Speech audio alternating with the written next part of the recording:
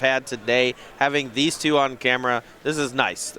We had a really solid match previously between Austin Collins and Abe Corrigan, and now we get to see Ethan Gaieski on Humans versus Matt Dilks on Amulet Titan. Let's go ahead and head down to the time-shifted match. It does not get much better than this. This is a matchup. These are two decks that have been around for a little bit while. A touch off the limelight now, but great tournaments here so far for these players. Matthew Dilks on the play. Forest into Sakura Tribe Scout. Unclaimed Territory on Human into Aether Vial for Gaieski. Yeah, and here the Ancient Stirring is going to be looking for either an Amulet of Vigor if he already has 2-mana land, or just any land if he needs mana. Find was Talaria West, not always the most exciting one. Play for the turn, Gemstone Mine, Amulet of Vigor, so he's got a lot of his pieces online here. He'll scout in the west and a second Amulet. Now, with that said, Dilks only has one card left in hand, so he needs, if he has a bounce land, he needs a payoff, and if he has a payoff, he needs a bounce land. Here's a Meddling Mage on Gaieski, so this is time-shifted. We'll see if we can find out what that was on. It's Primeval Titan. All right. I don't know for sure, but it's Primeval Titan. It's very likely to be the find. Thalia's Lieutenant cast here. The Aether Vial is now on 2. That'll vial in a Phantasmal Image. Thalia's Lieutenant's going to pump up the squad here. It seems likely to be another Meddling Mage. And here's an attack for 3 off of that Meddling Mage. Dilks will fall to 17 and will go to his turn. I believe a Summoner's Pack was drawn for Dilks. Now, I've been informed by our spotter, Patrick Sullivan, on this match. The first is confirmed, naming Primeval Titan. The second is naming the answer to the Meddling Mages in Engineered Explosives. Now, Talaria West getting that Engineered Explosives is no longer an out here for Matthew Dilks. It makes a lot of sense, and Dilks just has to pass. Gaieski will crank his vial up to 3. Militia Bugler for Thalia's Lieutenant. That amounts to a lot of damage. Yeah, the Militia Bugler on Thalia's Lieutenant just pumps up all the squad right now. Gets in for a large chunk of damage, and with Dilks kind of out of it here, just not a whole lot of outs to actually claw back in this game thanks to those Meddling Mages shutting down basically his entire strategy. And this is an attack for 13, the 5/5 Lieutenant, 2/4/4 Meddling Mages. Dilks is at 17. You got to think about what your next turns look like. You chump with the Tribe Scout here. He's under a lot of pressure. Oh, absolutely. Jumping with Tribe Scout, it seems reasonable. A lot of creatures become lethal if you take this attack down to 4. But at the same time, I think Dilks is basically going for Hail Mary, and that might include a Sakura Tribe Scout. But from looking at his list, he has 1 copy of Walking Ballista he can find, and that's something that, can target the Phantasmal Image for X=1, which could unlock an Engineered Explosives and knock out all the 2-mana creatures. And in turn, that actually makes Engineered Explosives and the chump blocker save from lethal. Yeah, so Walking Ballista was found. He'll cast that for X=2. Go to Gaieski's side. He'll cast Kitesail Freebooter, pumps up his Thalia's Lieutenant. Get a look at that Summoner's Pact that was in Dilks' hand. He'll put that under the Freebooter.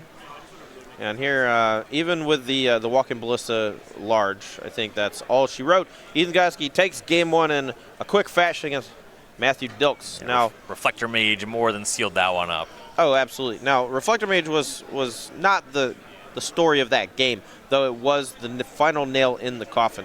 Matthew Dilks actually drew the 1-outer of Walking Ballista, but just couldn't quite get it done. Didn't draw it in time to turn that Summoner's Pact into a Primeval Titan. Yep, not enough going on there. A powerful proactive draw from Gaieski. Plenty of hits, a little bit of disruption. It's kind of the recipe you need in matchups like this. These players are sideboarding here. You can check out their sideboards on the Cardboard Live extension. So on the human side, Gaieski has actually packed 2 Chalice of the Voids in his sideboard, as well as 2 Grafdigger's Cage, 4 Auriok Champions, 3 Deputy of Detention, 2 Knight of Autumn, and 2 Dismembers. How heavily do you think he's sideboarding here?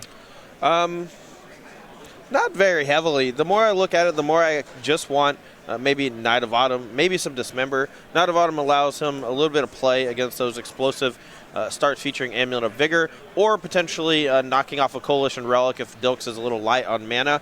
The Dismembers knocking out Azusa or Sakura Tribe Scout early is pretty good too. Dilks maybe has some more removal in his sideboard, stuff like that. Yeah, on Dilks' side, 4 Path Exile could come in for sure if he wants to be that aggressive with his sideboard plan. And then a Hornet Queen can come in as well as another Engineer Explosives. Yeah, so Dilks started with the Forest. On turn 2, he'll pick that up to a Celestial Sanctuary. Gaieski has Unclaimed Territory on human, Ether Vial, Cavern of Souls, Champion of the Parish off the Vial, Meddling Mage, probably on Primeval Titan. That'll pump up the champion as well. Here's a Susa for Dilks off of a Slayer's Stronghold. Plays a Kabira Crossroads. He'll go to 22. And looking at another land drop, it's Talaria West. Back to Gaieski. Unfortunately, in the time-shifted match, we don't have a live spotter to let us know all these names, unfortunately. And with Modern, there's a bunch of Pithing Needles and Meddling Mages. But we'll do our best. We'll make assumptions here. Here's a Kitesail Freebooter for Gaieski. We see Forest, Celestial Sanctuary, Path to Exile, and Engineered Explosive. So 2 answers for the Freebooter. Gaieski just takes the Path to Exile. Follows up with Noble Hierarch that pumps up the Champion of the Parish again. That now a 4/4. Here's an attack for 6. Violin Phantasmal Image. I have to imagine that's either copying Freebooter or copying Meddling Mage. Either one of those, I think it's fine. They're both human, so they both end up pumping the Champion of the Parish, and they both lock out the Engineered Explosives from the other side. And it looks like Meddling Mage was the card copied and the choice made. So Dilks at 16 here. See what he can do. Just in a Susa and a bunch of lands. Yeah, but his life total a bit padded, thanks to that Kabira Crossroads. So Picked up a Sakura Tribe Scout. He'll play Forest and cast that one. Back over to Gaieski. Ether Vial up to 3. I want to say there's a Mantis Rider hanging out in that hand. Yeah, Mantis Rider off the top. He has a Canopy in hand and a Noble Hierarch, so he could... Ooh, good God. Another Meddling Mage. This is a lot. And gets the Mantis Rider. That Champion of the Parish, now gigantic. It's a 7/7. That and the Mantis Rider ride in. Kitesail Freebooter as well. I mean, I think Dilks has to actually just block this turn or else he's dead.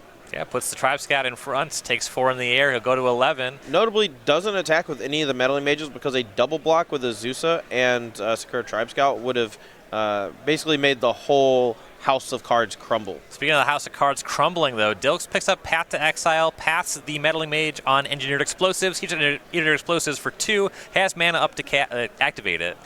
Activate it, and he can float a white with the Slayer Stronghold and Celestial Sanctuary and still cast Path to Exile on either the Mantis Rider or the big Champion of the Parish. From there, it still takes some draw steps to actually win the game, but he's making a lot of ground recovering here. As you see, he'll use Celestial Sanctuary, pick up Kabira Crossroads, play that again, goes to 13. Yeah, of course, thanks to Zeus's ability to let you play a bunch of extra lands. All right, so over to Gaieski. Now, there's going to be a pretty big attack here, but it's going to be mostly negated by the Engineered Explosives. So, wow. And this is still an impressive showing from Gaieski, even though he's about to get 4 of his permanents destroyed, or 3 of his permanents destroyed, 4 with the Path to Exile. Path's going to take care of the biggest creature on the battlefield. And after all that, Gaieski still has 3 pretty large threats, a Noble Hierarch and an Ether Vial on 3, to Dilks' nothing. So the Mantis Rider bumped Dilks at 10. Boom! Huge draw. Summoner's Pact. There's Primeval Titan. And there's an argument to be made for Dilks to actually go get Hornet Queen in this spot because Hornet Queen allows him to stifle just all the aggression from the other side of the table. But it looks like he's going to go get 2 Semi-Grow Chambers. He's going to bounce Kabira and Talaria West. Plays land for the turn of that Kabira Crossroads. And next turn can do some pretty gross stuff. So he goes to 12. We'll go to Gaieski's turn. He plays and sacrifices Horizon Canopy. So just a 1-card hand here. Really wishes he had another Reflector Mage. Yeah, another Reflector Mage would be pretty good. Just let him attack. But, Dilks' hand is Talaria West here, which is pretty good because it means next turn, even after he pays for Summoner's Pact, he can still transmute and still have quite a bit of mana left over. I'm not sure exactly how much, but, you can do the math. Yeah, so You're a smart guy. Thalia's Lieutenant for Gaieski. Pumps up the squad. Mantis Rider connects for 4. Dilks is at 7. Pays for the Pact. Looks like he has 7 mana left over. So he can cast Azusa and transmute Talaria West, but he's going to float a blue and cast Ancient Stirrings first. Looks like a pretty weak selection as far as Stirrings goes. Gemstone Mine is actually the pick. Saw a bunch of green cards in there. Yeah, I don't know how often Ancient Stirrings misses in this deck, but I can't imagine it's a non-zero amount. Basically just hits Amulet, Relic, and lands. Plays a lot of lands. It does. Usually 28 in the main, sometimes one or two more utility ones in the sideboard, like an extra Cavernous Souls, but it also sides out lands like Bojuka Bog pretty regularly. Yeah. You have enough that feel like misses. For example, I don't think that Gemstone Mine really materially benefits Dilks here. Now, here's actually an interesting play that Dilks could do. He could actually transmute Tolaria West for another bounce land, and that allows him, along with the Azusa, to go like bounce land plus. Well, I'll just let him do it. There's a lot of bouncing lands going on, replaying extra lands for the turn via Kabir Crossroads, transmuting with Tolaria West, yada yada. Yeah, so he played a Sousa, use that to play the Gemstone Mine, Slayer Stronghold up the Primeval Titan, an attack for 8, he'll go find some more lands. Vesuva Simic Growth Chamber was the find.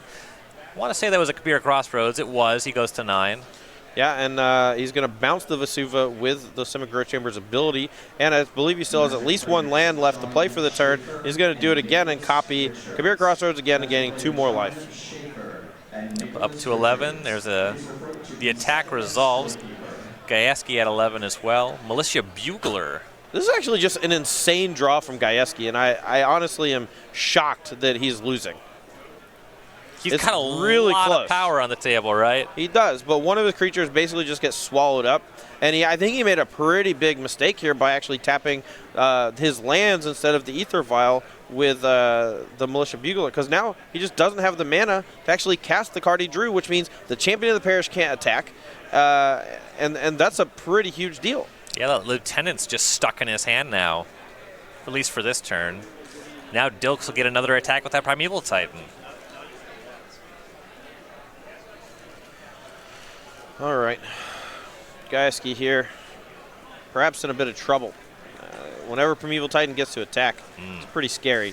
And now there's an Amulet of Vigor, which makes it all the scarier. Yeah, transmuting Tolaria West, going to go get a 0-drop.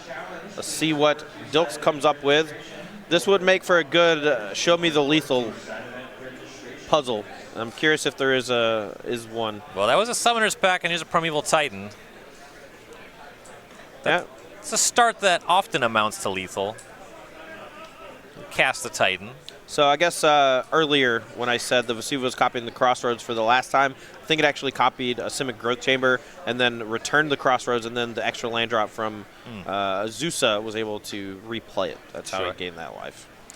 Finds Sunhome and Boros Garrison now. Leave the Vesuva returned to hand. This is going to be some awkward blocks for Gaieski because he's actually looking at lethal if he doesn't block, but Dilks can actually just put double strike on the one that is most advantageous for his position and wipe a bunch of humans off of Gaieski's side for very little investment. A couple bounce land triggers coming on the stack now, going to be returning probably some Tolaria West that can be transmuted later on for more Primeval Titans. This is where the deck starts to spiral out of control. Yeah, both Titans are attacking, 1 for 8, 1 for 6. I guess he's going to line up some blockers. He does have a lot of toughness on the table. Yeah, but I don't think he can survive like a double strike hit and then still trade off with the Titan. So this is looking pretty grim for Gaieski. So he has put 8 toughness in front of the 8 power Titan, and he's put 4, 5, 6, 7, 8 toughness in front of the 6/6 as well. All right, double strike on the 6/6 version to basically first strike down the 4 toughness Reflector Mage and the 2 toughness Thaw's Lieutenant, and then regular damage sweeps up everything. One of the Titans goes, but the entire side of Ethan Gaieski's side of the battlefield also goes.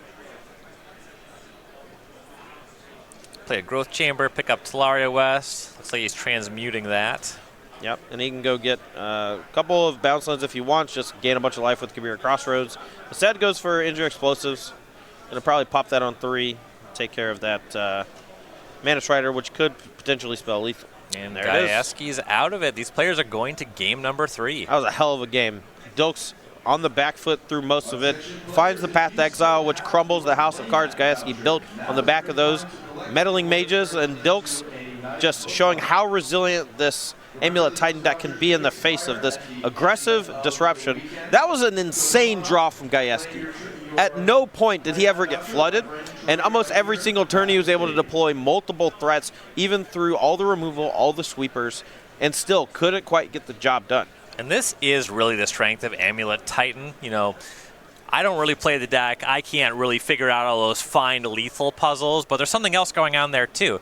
You know what was important in that game? Path to Exile, engineered explosives. Right. Tolaria West being able to find engineered explosives. There's a ton going on in this deck. It's by no means one-dimensional. No, absolutely. And I think there's another thing to be said about the versatility of one-ofs with all these tutors against stuff like Meddling Mage. You know, like even if Meddling Mage names Primeval Titan, on Gaieski's side of things, Dilks can use a Summoner's Pack to go get a Hornet Queen, and that can buy him enough time until he finds one of those answers for the Meddling Mage. So there's a lot to be said about how this deck operates in the face of disruption.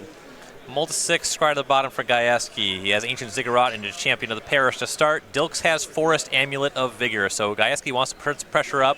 Here's a Kitesail Freebooter. Sees a hand. A Sousa Lost But Seeking. Engineered Explosives. Celestial Sanctuary. Primal Command. Tolaria West. And Primeval Titan. Yeah, here you have a choice between Primal Command and Engineered Explosives. Just take Explosives and be done with it. This hand is okay for Dilks' side of things. He's going to get to go to Sousa and play probably 2 extra land drops. So he's ramping up pretty hard towards Primal Command. So you could have made an argument for that, but you know, this is looking pretty grim here for Gaieski unless he has a pretty good Meddling Mage on the follow-up turn. Yeah, Dilks got to commit a Sousa there, but sort of stopped after that. Tolaria West, and then he'll pass to Gaieski. Well, something you often see with Amulet of Vigor and Azusa is the Titan player not playing a bounce land if it's their only one, because the way that they work with Amulet of Vigor, you can actually just use it to generate extra mana. So the bounce land with the 2 extra land drops can produce 6 mana with your land for the turn, and that allows you to cast Primeval Titan in a spot where you wouldn't have been able to otherwise. Yeah, and here is that Titan. Dilks at 14 after a couple hits with that Champion of the Parish, but that's more than enough once you get to this phase of the game. Finds Boros Garrison, Slayer's Stronghold, haste up that Titan, attack, find some more lands. And he still has a land drop to play for the turn, which is pretty insane. You know, he played the bounce land twice, returned it twice, tapped his other 2 lands to cast the Titan, and got the 2 lands off of that. Jeez Louise. Beer Crossroads, Simic Growth Chamber. Gets to Path to Exile the Freebooter, frees up that Explosives. Yeah, gains 2 and floats the mana before returning to Kabir Crossroads, and he was going to play that for his land for the turn as well, so he's going to gain an extra life and cast Explosives, popping it up for 1, clearing the whole side of the battlefield for Gaieski. Dilks is on a roll! Deputy Detention on Primeval Titan, but he's got a lot of ground to make up here. What an insane turn from Dilks. He did lose his own Amulet of Vigor to the Explosive, so I guess it was a 2 for 3, not a 3 for 1. And Gaieski another Primeval Titan, speaking of 3 for 1s. Gaieski had no non-land permanents. Another Primeval Titan here, obviously a nuts draw from Dilks. Going to close this game out pretty quick unless Dilks just has answer after answer, and he does not. And he packs him in, and Dilks is going to make it in the top 8. Keep pushing further and further towards that Players' Championship bid. Gaieski on the hunt for points as well. Falls just a little bit short. Perhaps a minor mistake in a spot or 2 cost him that match, but we'll never know. I like Gaieski's approach to the weekend. You know, gut shots on the downturn.